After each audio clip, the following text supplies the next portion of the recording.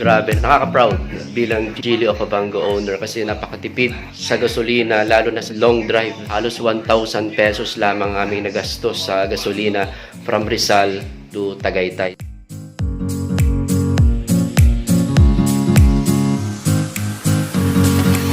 So ngayon, susubukan namin dito sa KM90 na kilalang kilala dito sa Santa Maria, Laguna. So yun, kita-kits tayo doon. Casing ng aming key sa Geely Okavango na napakaganda. So baka hindi pa kayo nakaka-avail ng ganito, ay sa Lazada, hanapan natin nyo lang. Ang ganda niya.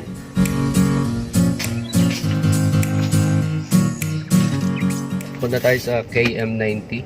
Estimate ko ay 1 hour ang ating biyahe kasi medyo malayo-layo yun. Lampas pa siya sa Tanay, Sampaloc. So tayo ay manggagaling sa Morong, Rizal.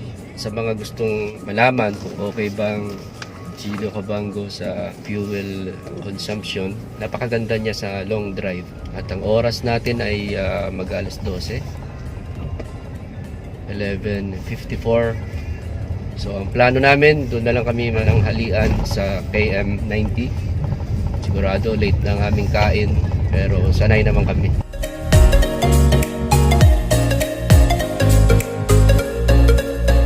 Pag-usaping features, panalo po talaga ang Geely Okavango kahit saan mo siya ilaban. May laban po talaga ito. Panalong panalo. At sa price naman, panalo pa rin sa mga kalaban niya. So makikita naman natin sa mga vlog.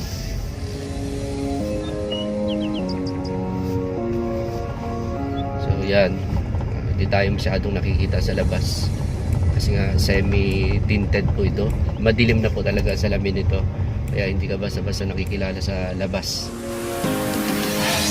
Pero dito sa harapan medyo kita. Sa features, napakarami talaga. Safety features, panalo talaga itong Geely Okavango. At sa mga beginners na driver, gusto ko lang po ipaalam sa inyo na dito na po ako natuto mag-drive sa Geely Okavango. Dito pa ako nag-practice. So ngayon, 1.5 month pa lang ako nagda-drive. Nakapunta na po ako ng Baguio at Tagaytay. So sa madaling salita, napakadali pong i-drive ng Geely Okavango. Malaki po ito kaya hindi po siya biro-biro, pero bilang beginner, natuto po ako kaagad. Ibig sabihin, napakadali niyang i-drive. So guys, nasa highway na tayo. Going to Tanay. Tapos dadaan tayo sa Tanay, Sampaloc. Madadaanan natin yung mga sikat na mga tourist destination, ang Daranac Falls, sa Regina Rica. Yan po yung mga sikat na mga tourist destination dito sa Tanay, Sampaloc. At napakaraming restaurant po dyan na dinadayo, lalo na pagka weekend. Dinadayo po dyan sa Tanay, Sampaloc. Baka isa po kayo sa hindi nakakapunta, pasyal po kayo dito sa Rizal, sa Tanay, Sampaloc, Marilaki Road. Sikat na sikat, lalo na po sa mga riders, sa mga turista. Papasok na tayo sa Baras, Rizal. Oras, alas 12, sakto.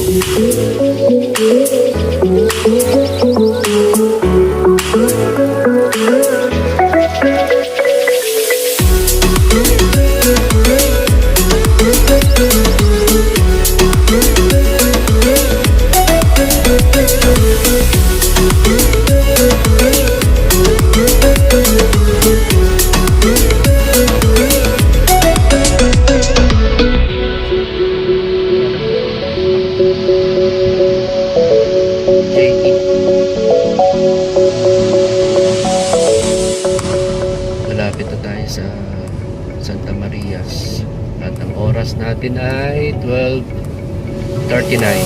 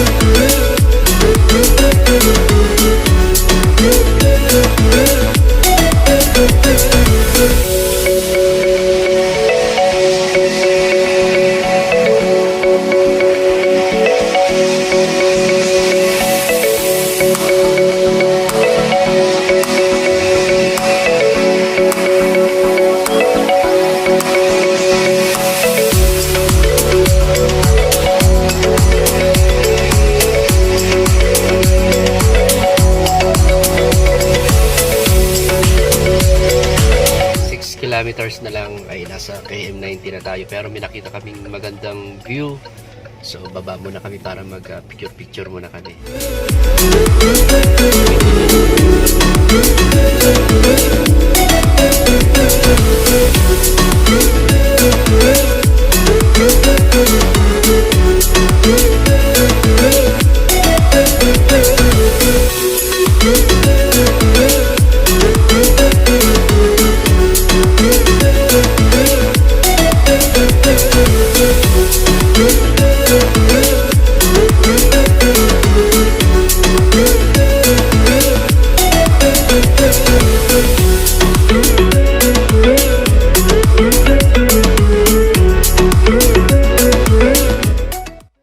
Nandito na tayo sa KM90.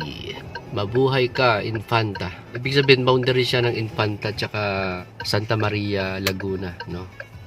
KM90. Nandito na kami sa parking ng KM90. So, tikman natin ang kanilang pagkain. Siyempre, ang bibili natin ng pinaka mura.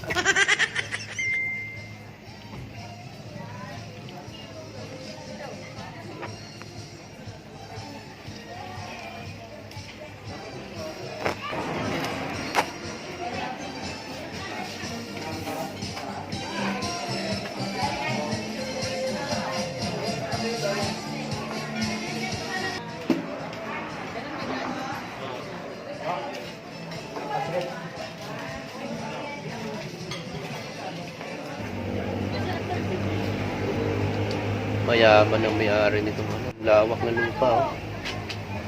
Malawak ang lupain. KM90. Ano ang magandang experience sa KM90? Pagkain, tulad ng mga lugar, anong masasabi? Maganda naman Yung goods. yung tanawin, pero Tanawin. Ano yung positive? Tanawin. Okay. tanawin. Hindi kasi maganda kasi yung KM90 sa pag nakapasok ka na doon, kita mo yung malaking bundok ngayon, kanila pala yun, may hotel yata, mayroon pang picturean sa taas. Daming sasakyan.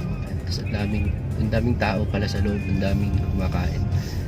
Malinis. Tapos, wala na. Sa akin, nagustuhan ko yung sabaw, ang dami. Buti na lang, hindi bulalo order natin. Kasi bulalo na yung sabaw. Bulalo talaga yung sabaw. Out of stock na to.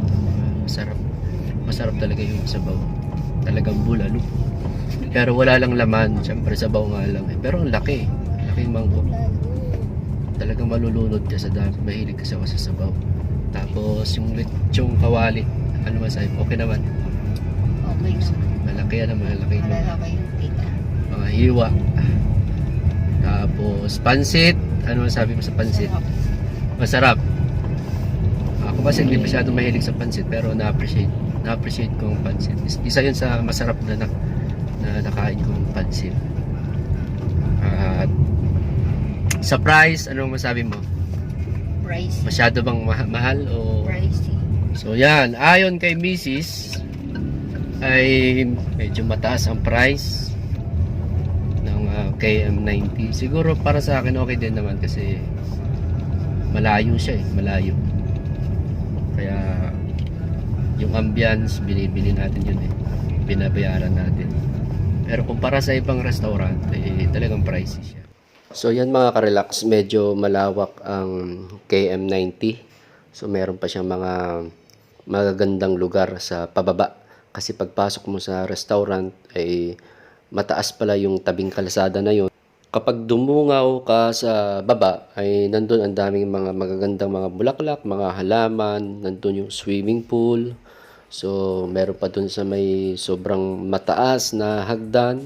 Medyo siguro pag nandun ka ay talagang overlooking, 360 view o panoramic view. Baka ang ganda talaga dun sa taas pero hindi na namin pinuntahan dahil medyo inaantok na ako nun. At sa lugar talaga maganda, nakaka-relax ang KM90. So madaling puntahan, maganda ang kalsada, medyo mataas lang ang price pero katulad lang siya ng mga high-end na mga restaurant. At sa lasa naman, masarap naman ang kanilang pagkain. So sa mga ka-Okavango natin ay ang fuel consumption natin ay halos more or less 500 pesos. So medyo malayo po ito. Mula dito sa amin ay halos lampas ng 100 kilometers back and forth ang layo ng KM90.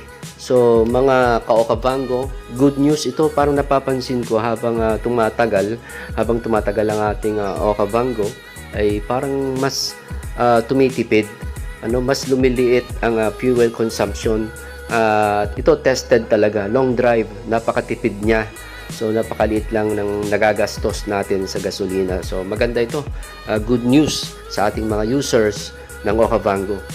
Ako personally talagang tested ko na Rizal to Baguio, tapos Rizal to Tagaytay, yan, balikan po yan, talagang matipid ang gasolina natin, matipid sa gasolina.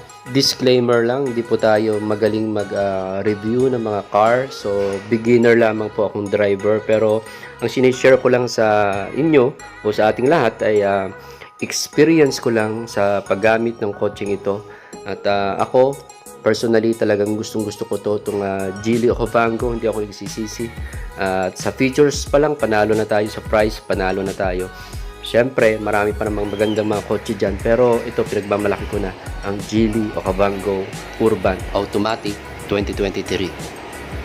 Yan mga kaibigan, pakisuportahan niyo po ako, pa-subscribe po ng ating munting channel. Maraming salamat.